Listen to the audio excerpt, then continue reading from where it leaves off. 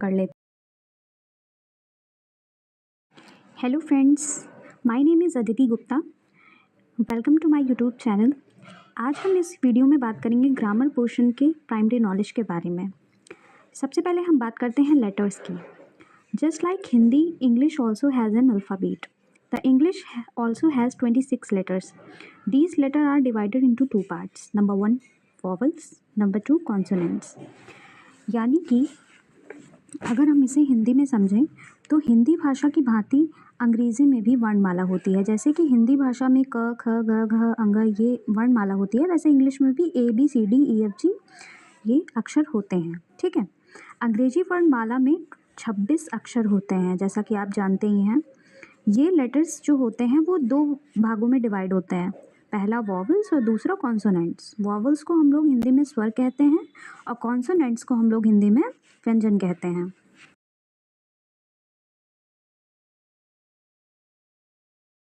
अब हम बात करते हैं वॉवल्स एंड कॉन्सोनेंट्स की।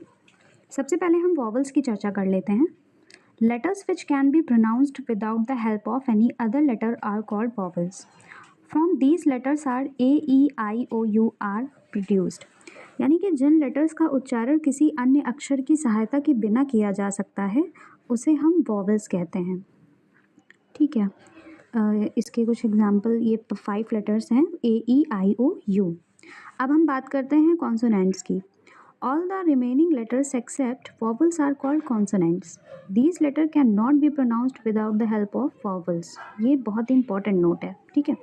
Example BCDFG JKLM NPQRSTVWXYZ. Note: W and Y are such letters that are used both as vowels and consonants depending on their use. ये सबसे important बात है। यहाँ पे एक एक्सेप्शन भी आ जाता है कि जो W और Y दो ऐसे लेटर्स हैं जो अपने प्रयोग की स्थिति के अनुसार वॉवल और कॉन्सोनेंट दोनों ही रूप में प्रयोग किए जाते हैं। मतलब इसमें वॉवल्स और कॉन्सोनेंट दोनों ही यूज़ हो सकता है। ठीक है। वो उसके यूज़ होने के डिपेंड करता है। ठीक है, डिपेंड कि उसका यूज़ कहाँ पे हो रहा है। Okay.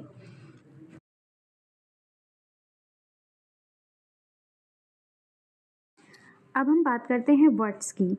A sound by us which has some meaning is called a word. A word is formed by combining one और more letters. Example book, table, etcetera. यानी कि हमारे द्वारा निकाली गई वह आवाज़ जिसका कुछ अर्थ होता है, ठीक है, वो उसे हम वर्ड कहते हैं, शब्द कहते हैं। शब्द का निर्माण एक या अधिक लेटर्स से मिलकर होता है। ठीक है। जैसे कि इसमें एग्जाम्पल दिया ही गया हुआ है BOOK बुक। इसमें 4 लेटर्स हैं। ठीक है। इसमें टेबल में 5 लेटर्स हैं TABLE। Okay.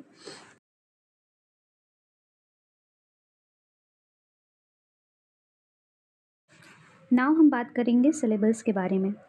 The part of a word that is spoken in one breath while pronouncing it is called a syllables.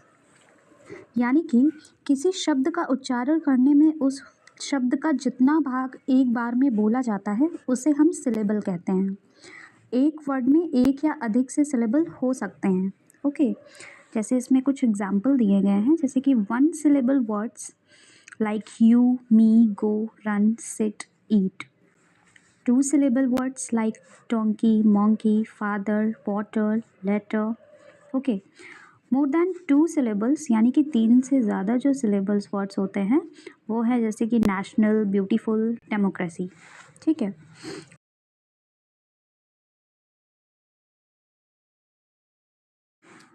अब हम बात करेंगे सेंटेंस की।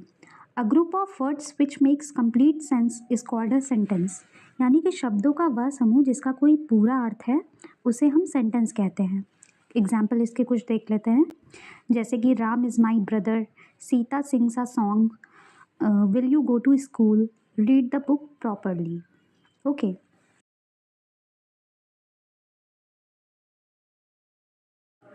अब बात करते हैं फेज की। A phrase is a group of words that had some meaning but not complete meaning. यानी कि शब्दों का वह समूह जिसका कुछ अर्थ होता है लेकिन पूरा अर्थ नहीं होता उसे हम फ्रेज कहते हैं। It does not have a complete sense. यह शब्दों का वह समूह होता है जिसका कोई निश्चित अर्थ तो होता है, लेकिन इसका जो भाव है यानी कि सेंस जो है वो इनकम्प्लीट है, वो पूरा नहीं है। ठीक है। A phrase may have a subject और may not, but it does not have a verb.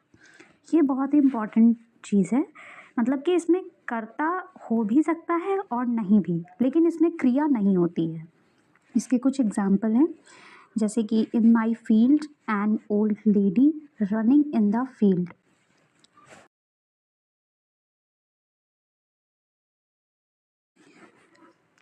अब देखते हैं क्लॉजेस, जो कि ये आखिरी पॉइंट है।